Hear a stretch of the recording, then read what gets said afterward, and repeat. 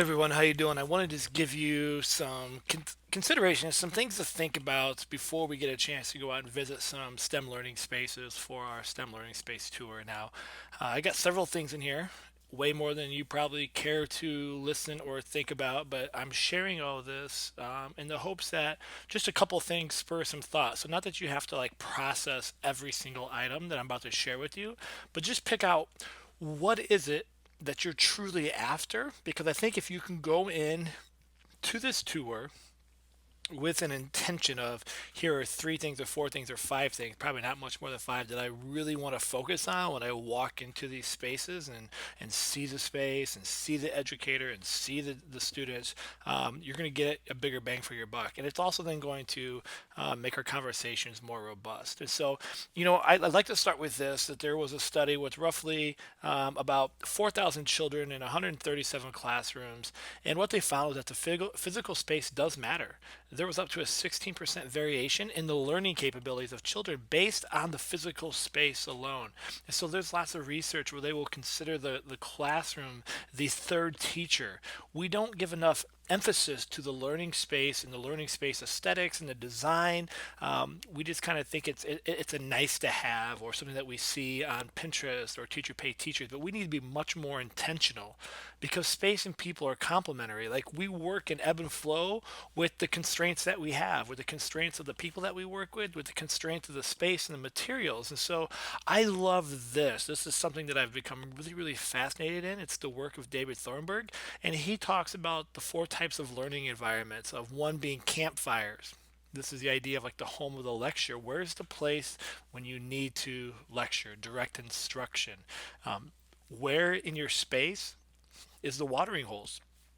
The place for peers to have conversation, the place for caves, this quiet and reflection, and then life. This is the application where the rubber meets the road, where we actually have to apply the stuff that we've learned in the campfires and the watering holes and the caves. Now, these don't always have to be physical spaces, so we want to think about, I'm going to say flexibility, and I'm not talking about just flexible seating that we see all over with like yoga balls and things like that, but these undefined spaces that allow us to transform a part of our room or half the room or the whole room into these different types of learning environments depending on what we need.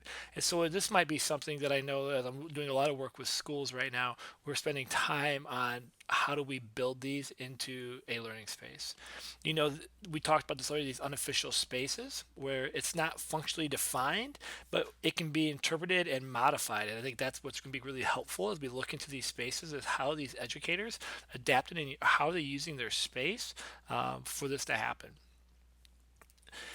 So let's consider these types of things. This is an image that I've shared time and time again for many years. Is a lot of times we will create the space that we think is perfect, but then our students, our customers, other adults, whoever's using your learning space, will use the space in a much different way.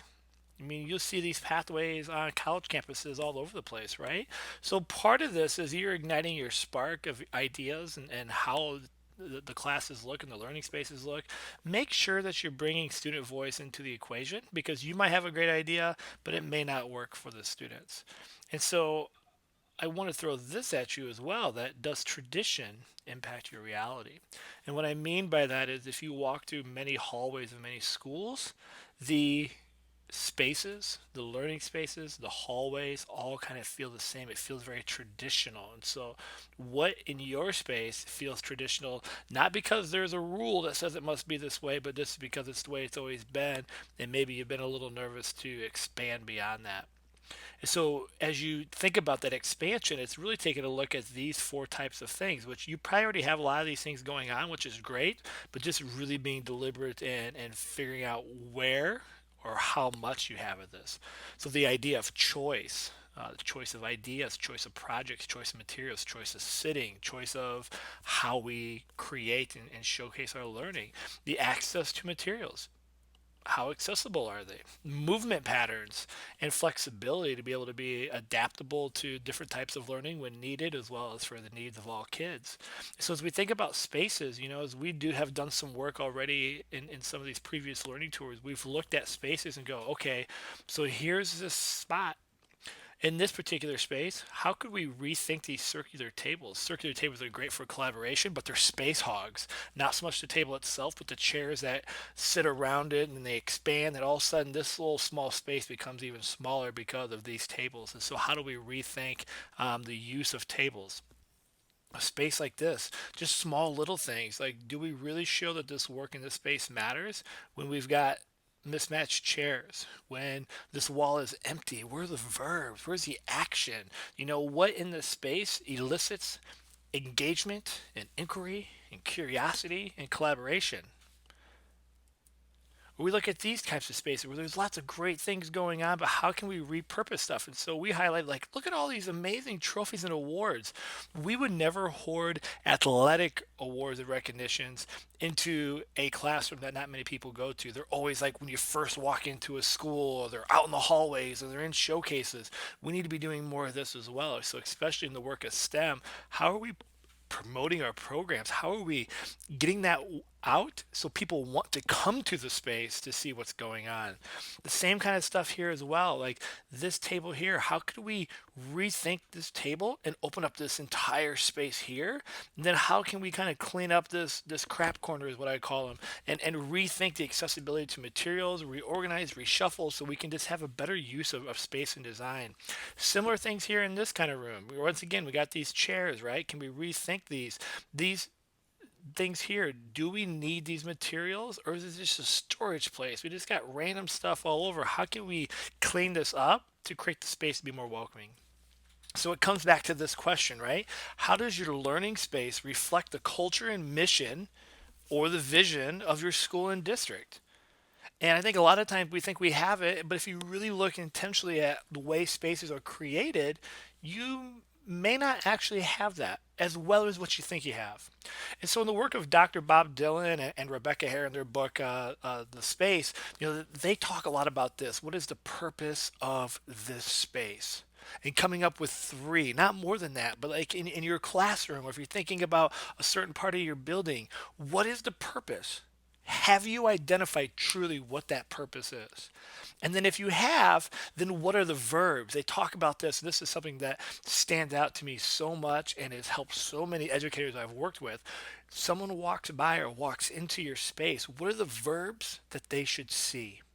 And once again, keep this to three, because it's really easy for us as educators to come up with 15, 20 things that we want to see. But what are the three main focus verbs that we should see on a consistent basis?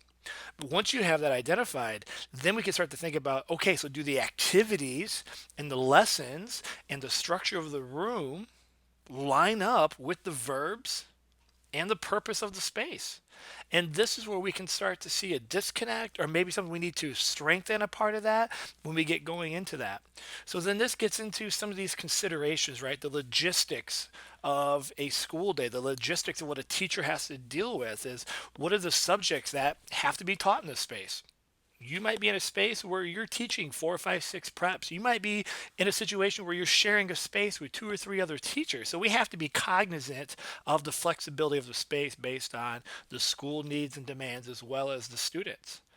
What are the other activities? Is there stuff before school or after school? So as we're redesigning a library right now, we have to be aware of the programs that exist before and after, and we have to be very intentional with the materials we leave out, clean up, the flow, things that they have to have as well. Which students and teachers use the space? This is important as well.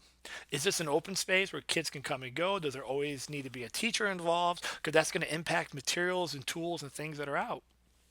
Thinking about the time and then the tools and the technology that the space is going to require. So these are just some things for you to process while you're thinking about the verbs and the purpose and all this good stuff, right? And in the end, regardless of the age, regardless of the subject, regardless of our approach, I don't think anybody can really argue that in the end, our classrooms, our learning spaces are really after these three things. And does the space allow our students to define problems? Does it allow our students to create solutions? And does it allow them to market their ideas, to be able to share their ideas beyond the classroom walls? And where in your space does that take place?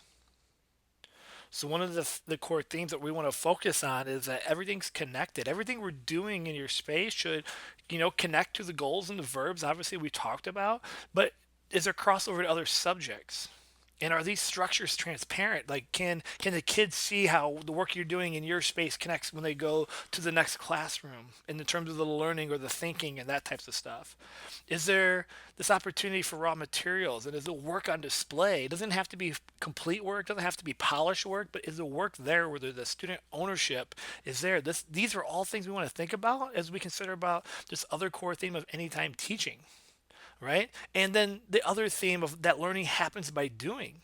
We've talked about this already, but flexible zones and the hands-on learning. Is there a place to experiment? Is there time to experiment? And adaptability to be able to adjust in mid-project if needed.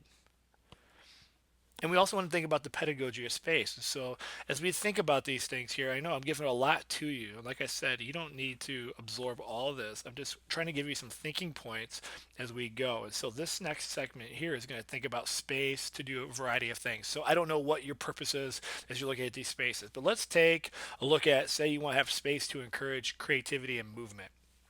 So, in this case, the change is enabling learners to see the wider context of inquiries. And so then we have to make sure we build this learning experiences to the real world and the real context. And so how do we do that, right?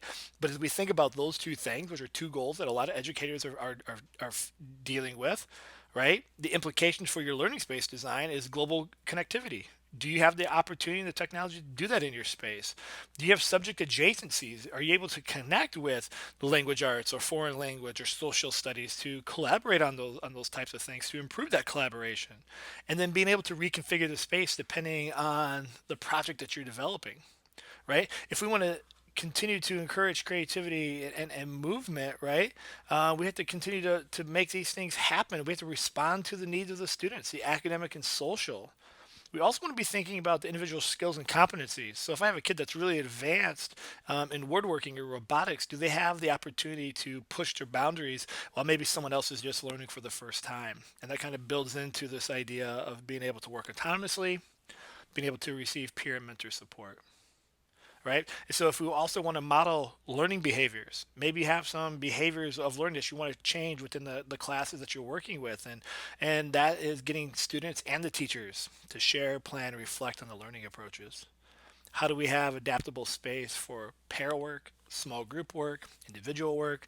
Now we're getting back to, right, the idea of campfires, water, watering holes, caves, and the life, right? And so these are just some things for you to kind of continue to think about this group team activity. How do we get the individual contributions? So, how do we have a space that allows for team interaction and debate and a place to come to cohesiveness? All right. If we're looking at inquiry, do we have space for the investigation and exploration? Do they have places to test their ideas, both individually and with the groups? I mean, a lot of this requires space, right? But how do we rethink our space that we do have? We can't always push out walls, but we can rethink the square footage that we have. And so, as we think about these, right, it's this quote here that I think is really important, that the school experience is about growing human beings. And so we're not only about learning and teaching, but we should also provide spaces that encourage young people to become engaged members of the community. And so as we rethink our spaces, we're also rethinking the space of a classroom beyond the cylinder walls to the community at large. And so, how do we start to bleed out the work from our space to the community with these authentic learning things? You know, we have to move away from this. I mean, this is a painting from 1233, right, of the 14th century manuscript showing a lecture. People sitting in rows, and we got the guy sleeping here in the end, and people distracted up in the corner, and the people up front really focused, right? Things haven't changed a whole lot since then. You could probably walk down the hallways now and see this type of setup. And so, if you have a space set up like this, consciously you're telling kids to sit down, to be quiet, to listen and speak only when your hand is raised, to not move around and do what everybody else is doing.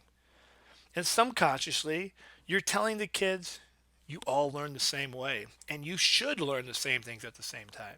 There is no individuality. And I don't think anybody intentionally thinks that, but this is what this space permeates. This is what we're telling people. And so we're also telling them that the teacher's the main source of knowledge, right? The desk is up front, the podium's up front. I am the know-it-all, right? But how do we reshift to different types of learning spaces where the focus becomes on personalized task at hand while still having classroom goals and expectations. Finding a place that works well for you. I might need to sit on the floor or a big table or in the corner. We all learn differently. Being able to move and be adaptable depending on where I'm at in my project journey. And the subconscious of this is that it allows the students to know that we have different needs and that we can embrace our different modalities and that's okay, and that I have the freedom to learn kind of at my own pace and jump in as needed, and it's all okay. Think about yourselves, how much when you sit in a PD and everyone's being told the same thing, the same wavelength, the same time, how many people are disgruntled and we wonder why it doesn't work. What are we subconsciously telling ourselves as professionals, let alone our students? And so, what we want to think about is this: is right that do our spaces communicate and encourage what we wish to see in our schools? And I don't know your spaces, I don't know your designs. Like I said, this is just some food for thought. So, the last couple of things, and then we'll see live and in person here, is how do we create functions and zones? So, as you're thinking about your learning space, and this might give you some other things to think about, what are the learning zones that you're hoping to maybe incorporate in your own space? Maybe the zones that you wish you had, or things you need to do better of. Is it the zones for instruction and presentation, collaboration, quiet study, the creative production, social interaction, and access to external environment? So as we think about these six ideas here, do you have them? Do you want them? Where do they fit? And these don't always require more space. It just requires an adjustment of our space. And we're not going to think through all these considerations, but what I want you to think about is this: is have we included the educators in the key discussions of how this works? And have you asked students, so we don't get back to those, kind of worn out paths like we saw earlier when we put all this money on the concrete? So don't go buying a bunch of furniture and buying a bunch of stuff until you've actually brought to the people who are going to use it the most, right? So it's coming back to these types of things again here. What are the activities that should be happening? What functions are needed by both you, the educator, and the students? How can we ensure the learner's needs are being met? Where and what are the choices being provided to students? How do you want your students to feel, and how should they be encouraged to act? And this is more than just having rules on the wall or you reminding them, but the culture, right? But it starts with the space design. And maybe some of this is just starting off with asking students, where and how do they feel they work most effectively, both at home and at school? And get a list of these ideas. What do they prefer to do during breaks? Have you considered wearing your space for brain breaks? I get a point of frustration. I was just working on a project this week and it's been driving me crazy that I couldn't figure it out. And finally, just getting away from it brought me the idea that I needed. And so, as we think about all these things, we've talked about these before, it's just coming back to designing for a purpose. And I'll leave you with this last final slide. We have to make sure that we do have hard stops. I think this idea of flexibility and adaptability, and we think about learning space design, is not for the kids just to go hog wild and just have freedom to do everything. They need constraints. They need to be taught spaces, and there might be a time where you shut down certain types of spaces and then gradually open it back up and move things around depending on their needs and their behaviors. I get it. This is not just how to do just give kids freedom, because we have to explicitly teach them how to think within these spaces because they don't know how. So we can't expect us just to move some stuff around and then magically make everything work. And I know that you know that, but sometimes it happens. So if we want to be thinking about design for purpose around choice, do we give them a choice of where to sit? Maybe, maybe not. Right? My wife right now, no, there's not choice. The way kids are behaving this time of year, not happening. Right? Do we give them choice with who to work with? What order to do the work? What level of challenge are they ready for? How are they going to demonstrate their learning? These are just some things in which we can, different ways to create choice within a learning space that doesn't really impact the space so much, as long as we have the flexibility to maneuver things around to allow those choices to be real. But the things that can be hard no choices, right? We expect hard work, we expect them to hit deadlines, and we have high standards. So by giving students choice, we're not lowering the bar of expectations, right? We're trying to use the choice to raise expectations. So I hope this gives you some things to think about. It's just, I know there's a lot there. But when you're coming to the Learning Space tour, that's what we're going to talk about in the morning is what is it you hope to see, build some collaboration so we get into the spaces, we can start to see those. All right, my friends, I hope this is helpful. Hope it wasn't too boring for you, and I can't wait to see you as we head out on the STEM Learning Space tour. Take care.